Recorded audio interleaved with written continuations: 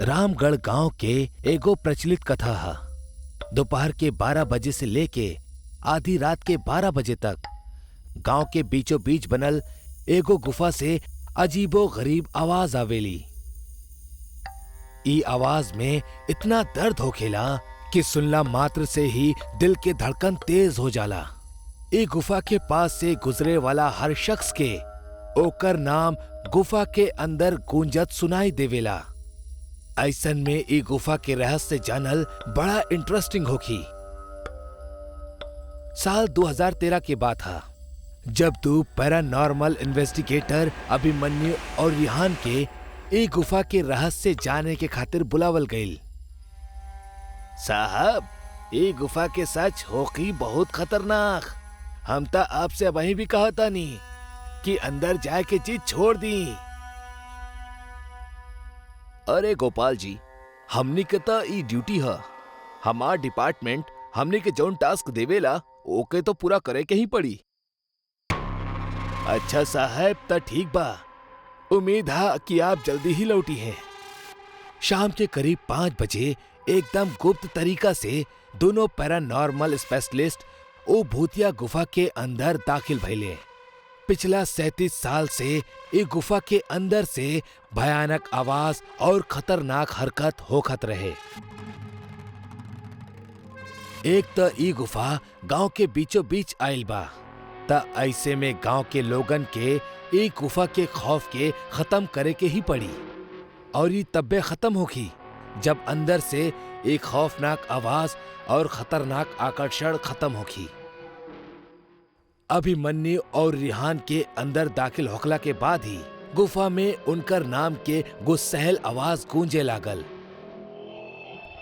चला जा यहीं से, मरबा दोनों। तू लोग इस दर्द के दुनिया से बाहर निकल जा। अभिमन्यु और रिहान, मौत की तारीख आज रात 12 बजे।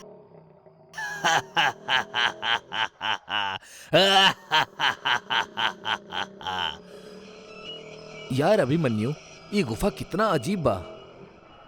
आज तक ऐसन कोनो भी केस हैंडल ना कईनी जहां बेजुबान गुफा धमकी देवेली। दोस्त, भूतिया जगह हमेशा अजीब और खतरनाक ही होखेला। बस अब सोचब कम करा और टॉर्च के मदद से पिक्चर के कलेक्ट करा। रिहान तो गुफा में टॉर्च के सहारे आगे बढ़े लागल और साथ ही साथ गुफा के हर तरफ के तस्वीर खींचे लागल। रिहान के तब्बे बड़े बड़े कदम के आवाज सुनाई पड़ेला। ई आवाज ओकर ठीक बगल से आवत रहल और रिहान तो कदम के आवाज के पीछा करत करत गुफा के आखिरी छोर तक पहुंच जाला। अब वो गुफा के अंत में पहुंच चुकल रहल। ओकरा गुफा के अंत में एगो दरवाजा दिखाई देहलस। उ दरवाजा पे लिखल रहल, दूसर दुनिया के दरवाजा। रिहान मन ही मन में ई सोचत रहल कि कहीं ई दरवाजा दूसर दुनिया के तो ना। कि तब्बे ओकरा उ दरवाजा के पार से एगो आवाज सुनाई देवेला। रेहू बेटा, हम तो हार दादा, हमार पास आजा बेटा। बाप रे, ये कैसन दरवाजा हा? ये तो हमार दादाजी की आवाज हा। रिहान के उ दरवाजा के पीछे से ओकर दादाजी के आवाज सुनाई देत रहल। ओ सुन के रिहान खुश और इमोशनल दोनों रहल। इहे इमोशन में उ एगो गलती करे जात रहल। उ दरवाजा खोले के खातिर हाथ आगे बढ़ौलस कि तब्बे पीछे से अभिमन्यु के एक तेज चीख पूरा गुफा में गूंजे लगली। बचाओ, बचाओ हमरा के। अभिमन्यु के चीख सुन के रिहान भागत भागत पीछे गईल। इतना सब में तो उ अभिमन्यु के लगभग भूल ही गईल रहे। रिहान अभिमन्यु के पास पहुंचलस। वो बिल्कुल नॉर्मल खड़ा रहल, जैसे कुछो भइल ही ना। अभिमन्यु, ये कैसन गंदा मजाक हा? तू वही चिखला काहे? अभिमन्यु हल्का मुस्कुरात चुपचाप खड़ा रहल। एकरा बाद रिहांत अभिमन्यु के अपना साथे वो दरवाजा के पीछे चले के इशारा करेला। दोनों वो गुफा के आखिरी छोर पे यानी के वो दरवाजा तक पहुंच चुकल रहले, जहां से दूसर दुनिया के रास्ता शुरू हो खेला। अभिमन्यु, यार ई देखा, पता है हम अबही तुरंत कुछ देर पहले ही अपना दादाजी के आवाज ई दरवाजे के पीछे से सुन ली है। हमरा के लगा था एकरा पीछे मरल लोगन के दुनिया हा। त दरवाजा खोल के देखला ना, ऐसने ख्वाब में पोल काहे बांध रहल बाड़ा। सही कहला, हम दरवाजा खोला तानी। रिहांत दरवाजा खोले ही वाला रहल कि तब बे ओकर नजर अभिमन्यु के शरीर पर पड़ेला। यार, जब तू ई गुफा में आयल रहला तब तू सफेद शर्ट और ब्लू जीन्स पहनले रहला, अब वहीं तू काली स्लीव्स और लाल लोअर पहनले बड़ा। भाई, आखिर तू कपड़ा कब बदल लेला? तब बे अभिमन्यु के दांत बाहर आवे लगेला। ओकर कद बड़ा होखे लागल, ओकर हाथ के नाखून बढ़े लागल और ऊ अब पूरा तरह से एगो शैतान बन चुकल रहे। वो डरावनी हंसी के साथ एक भारी आवाज में कहेला,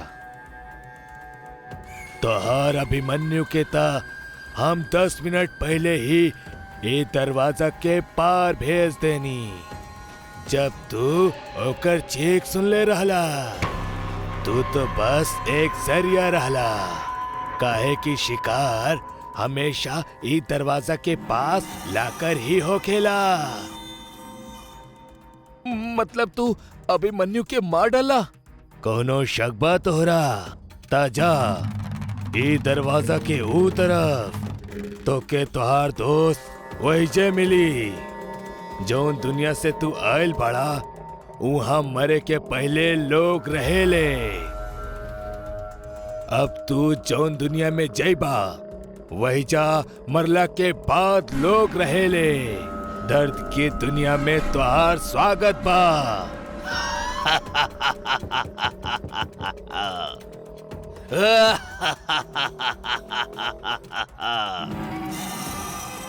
एकर बाद रिहान भागे के कोशिश करत रहल, लेकिन सामने वो शैतान खड़ा रहल। अब एगो मात्र रास्ता वो दरवाजा रहल। वो सोचलस कि ई दरवाजा ई गुफा से बाहर जाए के रास्ता होखी। रिहान सोचलस कि कहीं उई दरवाजा से बाहर भाग ना जाओ, यही से वो शैतान ओकरा डरा रहल बा। रिहान खुद के जान बचावे के खातिर बिना देरी कैले दरवाजा खोल देलस। ओकरा दरवाजा के बाहर एकदम अंधेरा दिखाई देवेला। वो दरवाजा के अंदर से रोवे और चिल्लाए के आवाज आवे लागेला, बिल्कुल वैसन ही आवाज जैसन मौत के वक्त परिवार के लोग रोवेले।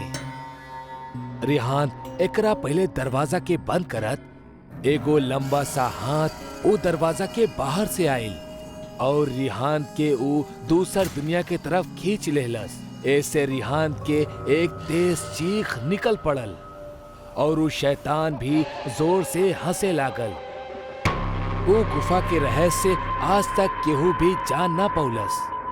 आज तक कई लोग गुफा के अंदर जाके ओकर रहस्य के जाने के कोशिश कैले बाड़े।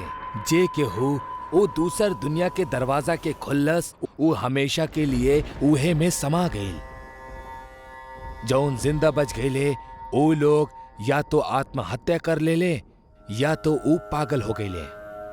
वो गुफा के रहस्य आज भी अनजान बा। आज 45 साल के बाद भी एकर रहस्य केहू भी ना जान पाइल।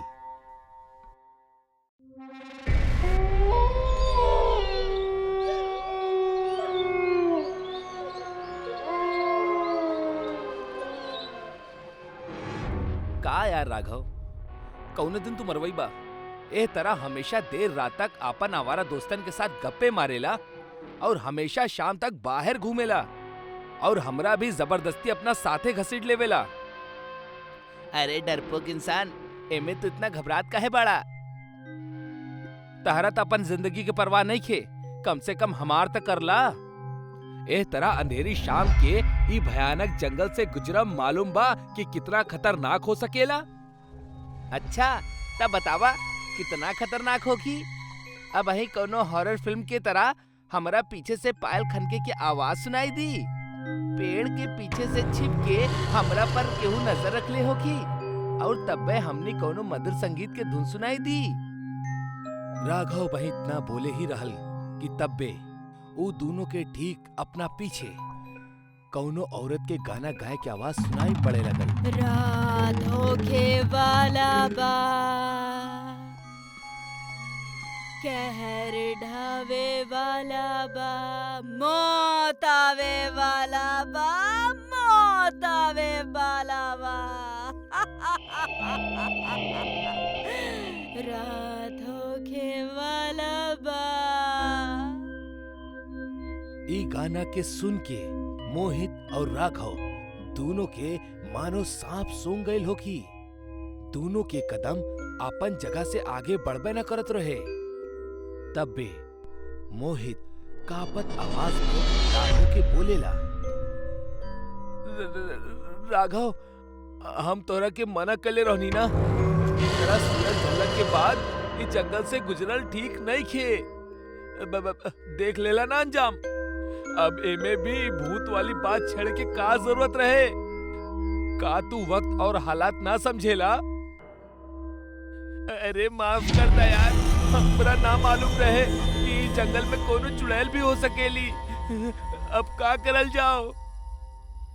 हमरा इस चुड़ैल के बारे में ज्यादा कुछ तो पता नहीं खे, लेकिन गांव वाले लोग बतावेले कि ये गाना गावे वाली चुड़ैल बिया, जे कवारन लेकन के देख के उनकरा अपन तरफ आकर्षित करे खातिर मायावी संगीत के उपयोग करेली। और जे केहू भी ई माया में फंस जाला, ई चुड़ैल ओकरा के मार देवेली।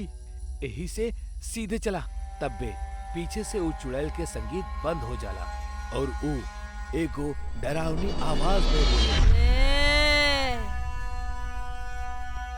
का तू लोग आपस में खुसुर पुसुर करा ताड़ा?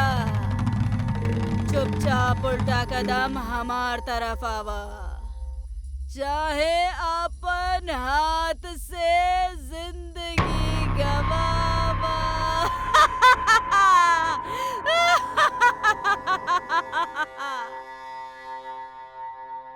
यार बहुत डर लग रहल बा, का करल जाओ? हमरा तो अब एक रास्ता नजर आ रहल बा।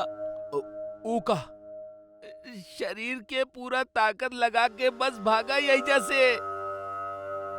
मोहित ऐसे पहले कि राघव के रोकर राघव वहां से भागे लागल।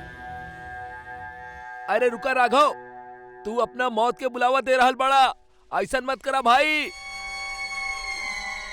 तब बे मोहित के ये एहसास भइल कि ऊ गाना गाए वाली चुड़ैल के संगीत पूरा तरह बंद हो चुकल बा और ऐसा लागता कि ऊ ओकर पीछे से अब हट चुकल बाड़ी। मोहित के डर तब बहुत लगत रहे, लेकिन थोड़ा हिम्मत जुटा के ऊ पीछे मुड़ेला तो ओकरा वो चुड़ैल कहीं भी ना दिखेली। भगवान तो हर लाख लाख शुक्र है जो तू चुड़ैल के हमार पीछे से हटा देला। लेकिन एक मिनट, वो चुड़ैल आखिर अचानक गइल कहाँ? हमरा पूरा यकीन बा ऊ राघव के पीछे गइल होखी। हे भगवान, अब हम राघव के मदद कैसे करी?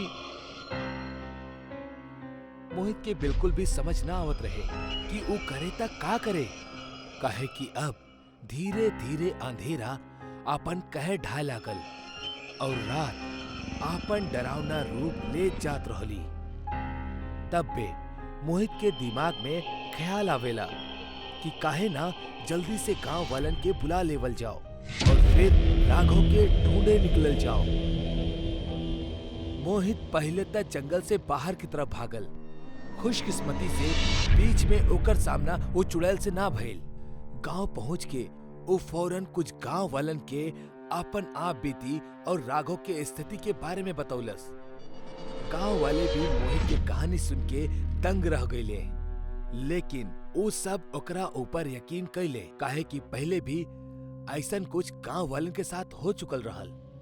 जब जंगल से गुजरे वाला लोगन के उस चुड़ैल के संगीत सुनाई देत रहे और जे उस संगीत पर टिप्पणी कर देहत या भागे के कोशिश करत ओ चुड़ैल के माया में कुछ इस तरह से फंस जाइत कि कबो दोबारा लौट के ना आ पावत। मोहित कुछ गांव वालन के लेके जंगल के बीचों बीच पहुंचेला। सब अपना हाथ में मशाल जलाए राघव के पुकारत रहले। तब पे अचानक से वो संगीत दोबारा बजे लगेला। एकर मतलब वो गाना गावे वाली चुड़ैल ऐजे कहीं आसपास ही रहे। गांव वालन, कहाँ गईला तू लोग? अगर तू लोग हमरा साथे मजाक कर रहल बाड़ा तो याद रखिहा, एकर अंजाम बहुत बुरा होखी। हमार पिताजी जमींदार बाड़े, तू लोगन के मालूम बना, हम तू लोगन के गांव से निकलवा दे हम। तब पे वो गांव वालन में से एक शख्स अचानक कहीं से मोहित के एकदम करीब आ जाला और ओकरा घूरत घूरत कहेला, अरे बिटवा, तू बहुत जल्दी गुस्सा हो जाला। ये अंगूठी बहुत चमक रहल बाड़ी, एकरा के निकाल दा, कहीं अंधेरे में खो गइल त। ना, हम ये अंगूठी ना निकालब। ये हमार दादाजी हमरा के देले रहले और हमेशा पहने खातिर कहले रहले। तब बे वो गांव वाले के चेहरा एकदम से बदले लगेला। वो शख्स वो चुड़ैल के शरीर में बदल जाली और मोहित के एक टक से घूरे लागेली। वो मोहित के तरफ धीरे धीरे बढ़ल शुरू कर देवेली। बाप रे, ई तो उहे गाना गावे वाली चुड़ैल बाड़ी। लागता ई गांव वालन के भी मार देले बाड़ी और अब हमरा मारे के फिराक में बाड़ी। हमरा जल्दी से जंगल से बाहर भागे के पड़ी। इतना बोलत ही मोहित आपन पूरा ताकत लगा के जंगल से बाहर की तरफ भागब शुरू कर देवेला। ओकरा अपना पीछे वो चुड़ैल भी भागत बाड़ी, ई साफ साफ मालूम पड़त रहे और साथ में वो गाना भी गावत रहली, जैसे मोहित भ्रमित होके ओकरा वश में हो जाओ। मोहित पे ऐसे पहले ओकर गाना के असर शुरू होकर मोहित जंगल पार के अपना घर पहुंच जाला, जहां ओकर माता पिता ओकर राह देखत देखत परेशान बैठल रहले। अरे बेटा, इतना रात के कहाँ चल गइल रहला? तहरा पता बनाऊ जंगल में ऊ कलमुही चुड़ैल रहेली जे तोहनी के उम्र के लोगन के ही चुनेली। ऊ तो शुक्र बा तू तोहार दादाजी के दिहल चमत्कारी अंगूठी पहिन ले बाड़ा। ऊ ना उतारला जे तहरा के सही सलामत बचैले रखल, ना त ना जाने आज कितना भयानक हादसा हो जात बेटा। शुक्र बा भगवान के। अरे ओ भाग्यवान, तू भी ना। अब तो बच्चा घर वापस आ गइल बा, अब शांत हो जा। अब बाकी की बात कल कर ली है, वैसे भी बहुत रात हो चुकल बा। मोहित बिस्तर पर पड़े पड़े लगातार अपना दोस्त राघव और वो गांव वालन के बारे में सोचत रहल। ओकर आत्मा तक में वो गाना गावे वाली चुड़ैल के खौफ समा चुकल रहल।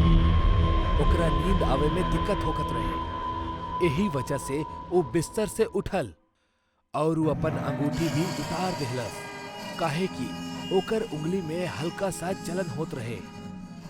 वैसे भी अब वो अपन घर आ चुकल रहल, तो ओकरा कोनो खतरा भी न रहल। एकर बाद बहुत ही उदास चेहरा के साथे मोहित अपना बेड पर लेट गइल। एह बेरी बहुत जल्द ओकरा नींद भी आ गइल। वो अपन गहरी नींद में रहल। तब बे ओकरा अपना कमरा में फिर से वो चुड़ैल के संगीत सुनाई देवेला।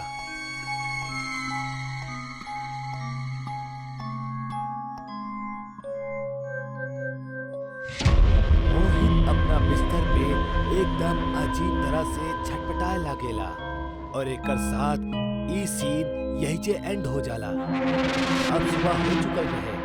मोहित अपना नींद से जागेला। ओकरा अपना ही घर में अपन माता पिता के छाती पीट पीट के रोवे के चीख सुनाई देवेली। मोहित ऐसे बहुत चौंक जाला।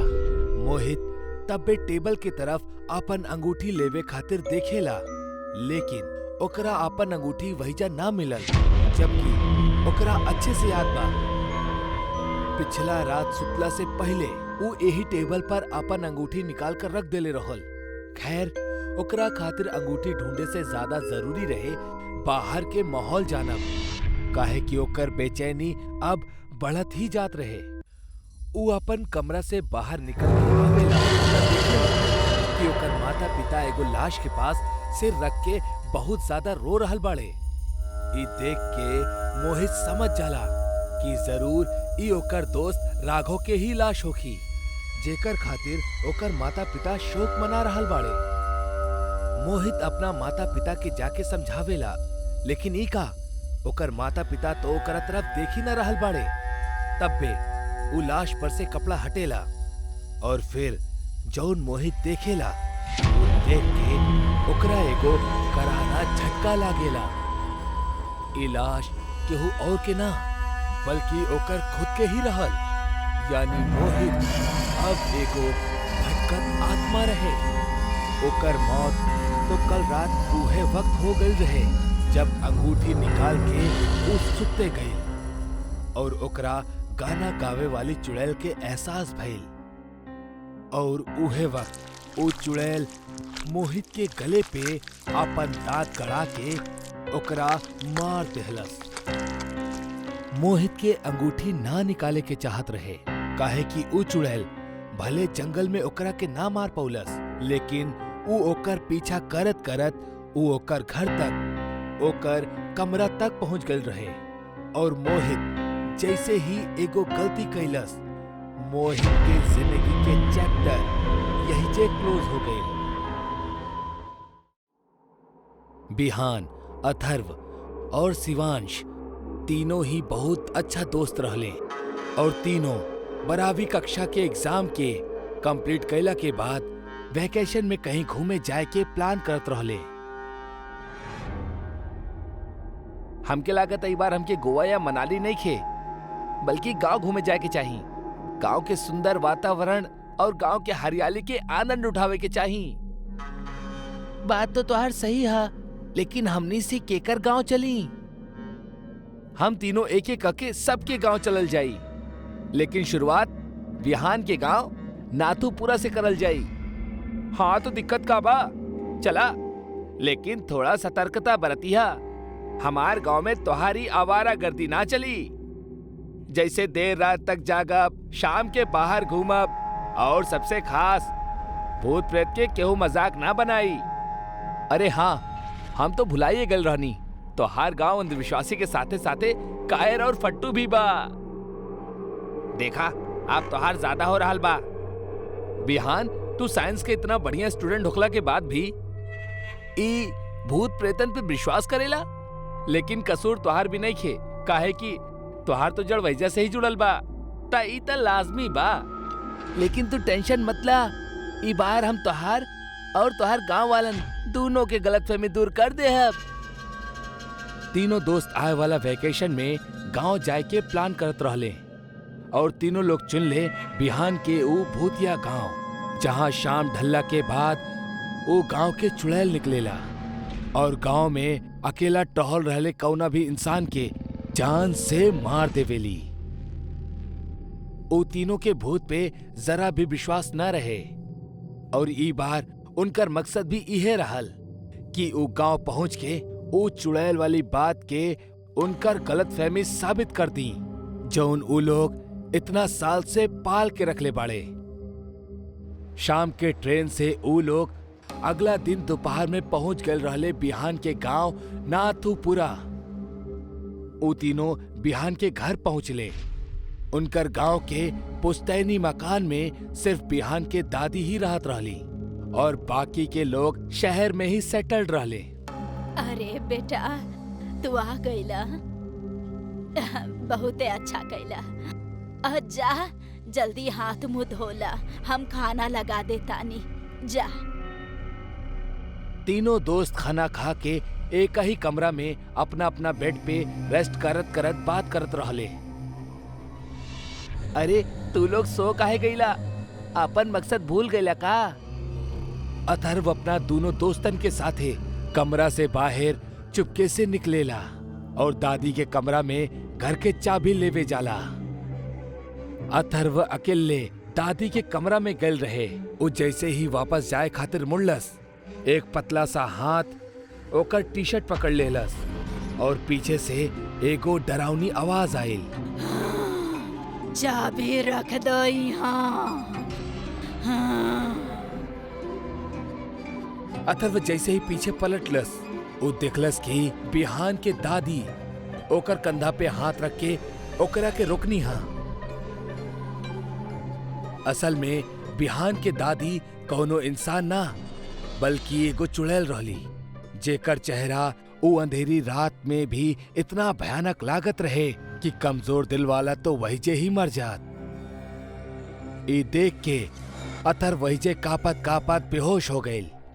जब बहुत समय तक अथर्व वापस न लौटलस, तब उनकर वो दोनों दोस्त दादी के कमरा में आइले। तब देखले कि उनकर दादी बेड पर रहली ही ना। अरे दादी कहाँ गईली? वैसे दादी रात के 1 बजे कहाँ जा सकेली?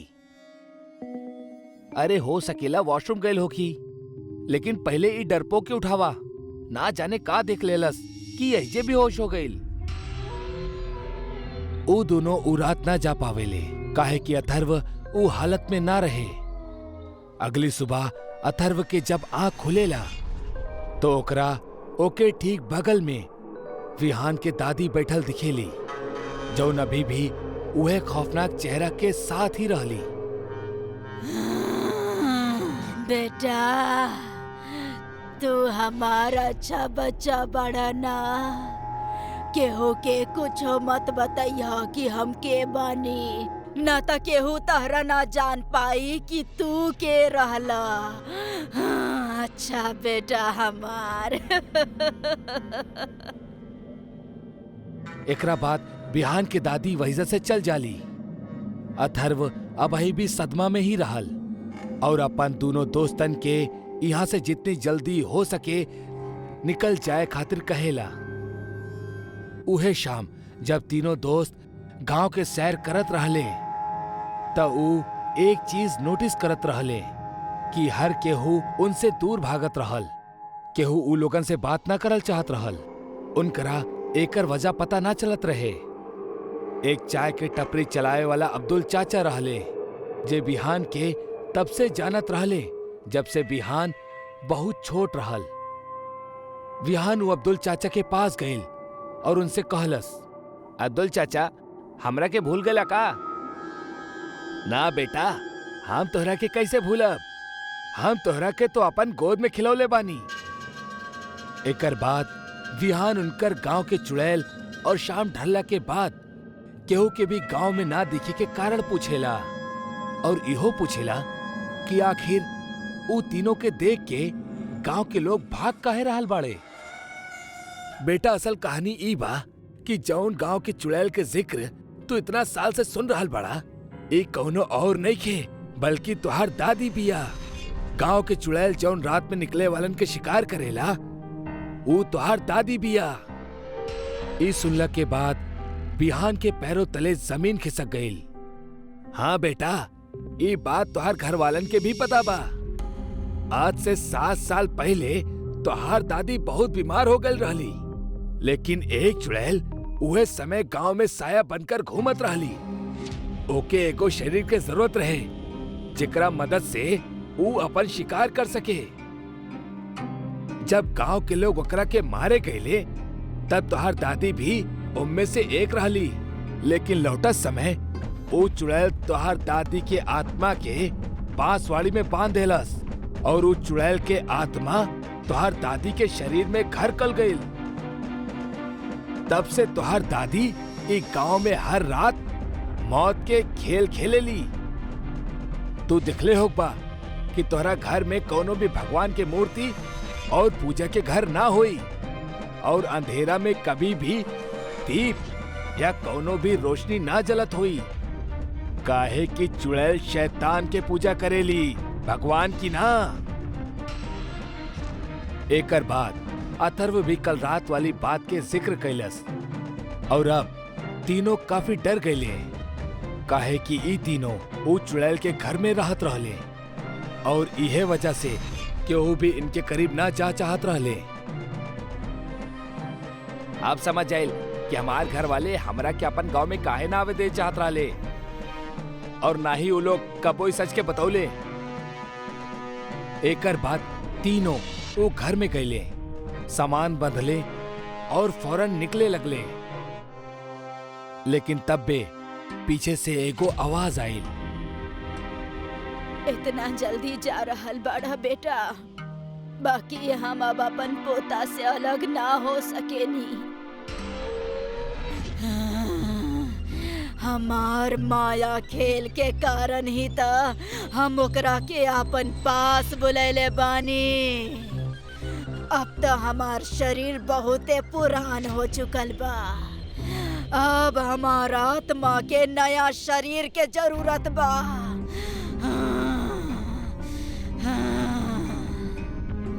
इतना कहा थी बिहान के दादी के अंदर बसल उ चुड़ैल के आत्मा बिहान के शरीर के अंदर दस्तक देहलस और इस सारा डरावना दृश्य देख के वो दोनों दोस्त अपन जान बचाकर भाग गए।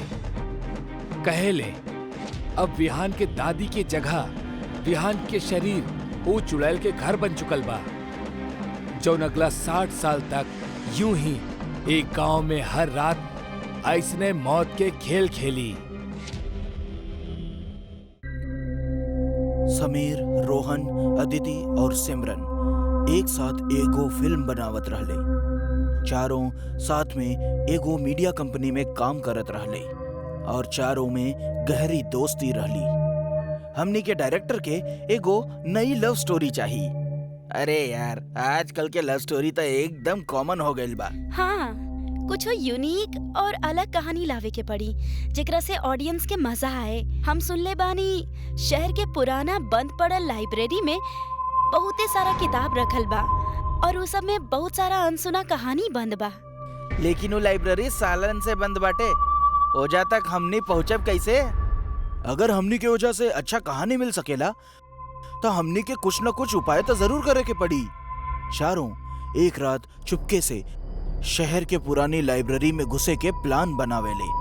वो लाइब्रेरी पुराना कब्रिस्तान के पास रहे, जौना वजह से वो लाइब्रेरी के बारे में कई तरह के अफवाह भी फैलल रहे।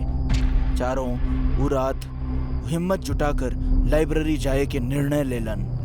यार, हम सुनले बानी वो लाइब्रेरी के बगल में ना पुराना कब्रिस्तान बा और लोगन के कहना बा कि वो कब्रिस्तान के आसपास ना कितना लोग आत्मा देखले बाड़े। तू का ये कुल किताबी बात में यकीन करेलू? हमने के लव स्टोरी बनावे के बा, हॉरर स्टोरी ना। अदिति बिल्कुल ठीक कहा ताड़ी। हमने के चुपचाप जाके लाइब्रेरी से कुछ अच्छा किताब लेके वापस आ जावल जाओ, केहू के कुछ पता ना पड़ी। चारों गाड़ी में बैठ के बात करत रहले हाँ और लाइब्रेरी के ओर जात रहले हाँ। तबे अचानक कब्रिस्तान के पास उनकर गाड़ी बंद हो जाला। अरे ये गाड़ियाँ बंद कैसे हो गई? बंद भइल भी त कौना जगह पर? हमने के बगल में पुराना कब्रिस्तान बा। अरे तू फालतू में डरा ताड़ू। तू लोग लाइब्रेरी के तरफ बढ़ा, हम ही गाड़ी के देखा था नहीं। ओके गाइस, ई सही रही। समीर वो कब्रिस्तान के पास गाड़ी के लगे रुक जाला और गाड़ी के ठीक करे के कोशिश करे लागल। अदिति, सिमरन और रोहन पैदल लाइब्रेरी की ओर बढ़े लगले। लाइब्रेरी के पास पहुंचते ही ओझा अचानक से वो तीनों के सामने एगो पागल सा दिखाए वाला व्यक्ति आ जाला, जेकर बड़ा बड़ा दाढ़ी और बाल होखेले और ऊ फटा पुराना कपड़ा पहनने रहले। ओकरा देख के ऐसा लागत रहल ह जैसे ऊ कई सालन से नहले नहीं खे रहल। ओझा के जा जाता तू लोग, ओझा जिन जा लोग, ओझा मौत बा। वो आदमी के देख के तीनों डरा जाले। पागल व्यक्ति ऊ तीनों के आसपास अजीब सा उछरत कूदत घूमे लागल। के बाड़ा तू, हट जा हमनी के रास्ता से। मौत के साया बा, जे के हुबे एजा आई ऊ एजा से लौट के ना जाई। हमरा के बहुते डर लग रहल बा। तुम चिंता जानी करा, हम कुछ करता नहीं। रोहन ओझा पड़ल एक लाठी से ऊ पागल आदमी के मार के भगावे के कोशिश करे लागल। ऊ व्यक्ति ऊ तीनों के देख के पगलन के तरह हसत की वजह से चल गई। तू तीनों के जाए के समय आ गइल बा। अगर अपन जान बचावे चाहताड़ा तो चल जाए जैसे वरना सब मर जाइए। ऊ इंसान ऐसन काहे बोलत रहे? अरे यार, तू एक पागल के बात पे विश्वास कर रहा ताड़ू। ओकरा अपन खुद के होश नहीं खे। चला जल्दी से जौन काम करे आयल रनी वो कर लेवल जा। तीनों लाइब्रेरी के पीछे वाली खिड़की के शीशा तोड़ के लाइब्रेरी के अंदर घुस जाले। लाइब्रेरी में कई तरह के पुरान किताब पढ़ल रहले ह। वो तीनों लव स्टोरी की किताब ढूंढे लगलन। वो लाइब्रेरी में चारों ओर अंधेरा रहल। तबे अचानक से एक किताब अदिति के पास आके गिर जाली। वो किताब एक सफेद कपड़ा से लिपटल रहे और ओकरा ऊपर कई तरह के धागा भी बंधल रहे। ई कवन किताब बा? और ई कपड़ा में काहे लपेट के रखल बा? अदिति सारा धागा और कपड़ा निकाल के वो किताब निकाले ली। वो किताब के ऊपर राजकुमार और वैश्या के प्रेम कहानी लिखल रहे और वो किताब के ऊपर कुछ अजीब सा चित्र भी बनल रहे।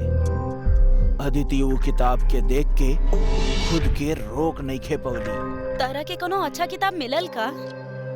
ई देखा, ई किताब के टाइटल कुछ यूनिक लग रहल बा और तो और ए पर बहुते अजीब चित्रकारी भी कइल गइल बा। देखा? ठीक बा, हमने एकरा ना बैग में रख लेतानी, वो हमनी बाद में पढ़ ले।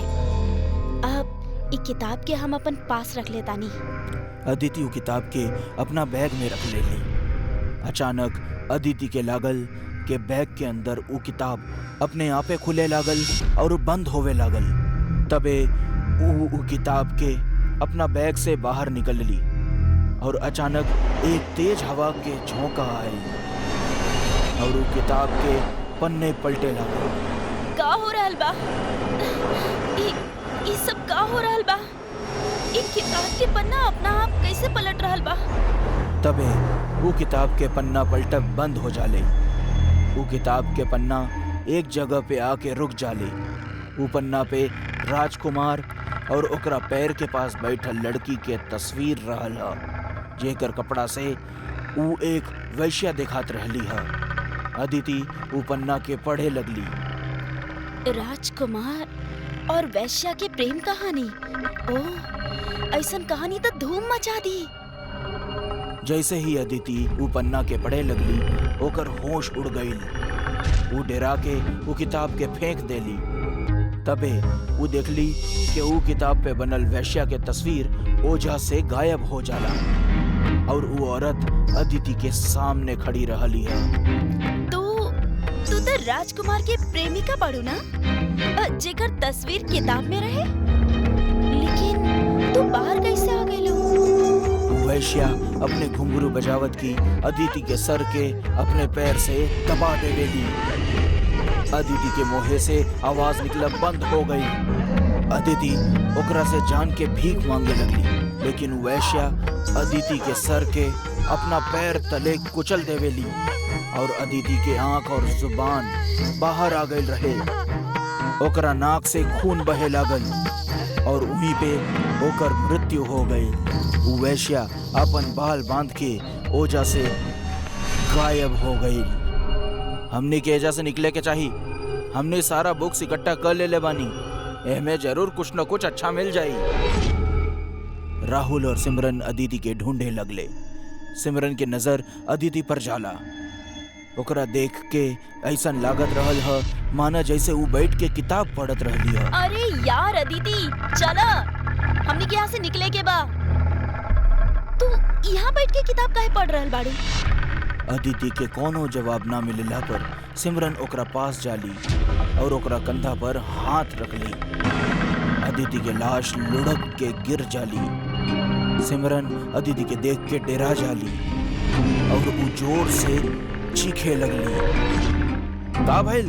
काहे चिल्लावत ताड़ू? अदिति, अदिति, अदिति। रोहन अदिति के लाश देखकर हैरान हो जाला और ऊ सिमरन के हाथ पकड़ के ओझा से भागे लगल। तबे ऊ गलती से अपन पैर ऊ किताब के ऊपर रख देहलस। अदिति के ऐसन हालत के करे होई? ये देख के ऐसन लागता जैसे कोनो बुरा ताकत के काम होके। हमने के यहाँ से फौरन निकले के होगी। तबे वो किताब रोहन और सिमरन के पैर में फंस गई और दोनों गिर जाले। ई किताब यू है किताब बा जे अदिति अपना पास रख ले रहली। रोहन और सिमरन वो किताब के देखे लगलन और देखते ही देखते किताब पे बनल वैश्या की तस्वीर अपना हाथ निकाल के रोहन के गला पकड़ ले ली। दोनों यह देख के डरा गए। अदिति रोहन के गला छुड़ावे के कोशिश करे लगली। तबे ओझा से ऊ वैश्या की तस्वीर गायब हो गई। तू ठीक तो बाड़ा ना? ये सब का हो रहल बा? ये जरूर शापित किताब बा। ये औरत की तस्वीर अचानक गायब कैसे हो गई? यही किताब अदिति के जान ले ले होगी। आप श्योर? तबे सिमरन और रोहन के ऊपर गाड़ी के हेडलाइट के रोशनी पड़ल। बाहर समीर गाड़ी लेके आ गई रहे। सिमरन और रोहन के बहरे बुलावत रहले हा। अरे यार तू लोग सब बहरे आए क्या? गाड़ी ठीक हो गई बा, चला एजा से निकले के बा। सिमरन और रोहन वो किताब के ओझा ही छोड़ के गाड़ी के ओर भागे लगले। वो दोनों जैसे लाइब्रेरी से बाहर निकले की कोशिश करलन, ओझा वो वैश्या आ गई और अपना पायल बजावे लगली हा। दोनों ही देख के डरा गईलन। के बाड़ू तू और हमनी के काहे मारा ताड़ू? हमनी तो तोहरा के चिन्हबो न करे नी। हमनी के छोड़ दा, हमनी के जाए दा, हमनी के छोड़ दा। तबे वो वैश्या सिमरन और रोहन के गला दबावे लगली और दोनों के हवा में उठा के कांच वाली खिड़की पे पटक देवेली। देखत देखत वो दोनों के मौत हो जाला। लाइब्रेरी के बाहर से समीर इकुल देखत रहल हा। समीर अपना हाथ में एगो ताबीज लेके लाइब्रेरी के अंदर घुस जाला। तू हमार कुछ न बिगाड़ पाइबू। हमरा पता रहल ही किताब खूनी बा, यही ले हम अपना दोस्तन के किताब लेवे खातिर भेज देनी। वैश्य समीर के छू भी नहीं खेपौली। समीर किताब पे ताबीज बांध लेला और वो किताब के अपना साथ गाड़ी में रख कर ले जावे लागल। बेचारा हमार दोस्तन के इहो नहीं के पता रहल कि ई कुल हमार करा धरा बा। अब हमार पिताजी प्रोफेसर मंतोष पांडे के रिसर्च पूरा हो पाई। ई खूनी किताब के राज अब ई पूरा दुनिया के पता चली और पिताजी वैश्या के अपना कब्जा में कर ली हैं। तबे समीर देखेला कि रोड के बीचों बीच वो वैश्या खड़ी बा। वो अपने गाड़ी के स्टीयरिंग घुमावेला और ओकर गाड़ी सीधा जाके कब्रिस्तान के दीवार में टकरा जाला। समीर के वहीं पर मौत हो जाला और वो किताब वहीं कब्रिस्तान के पास एक कब्र में गिर जाली और उन्हें दफन हो जाली।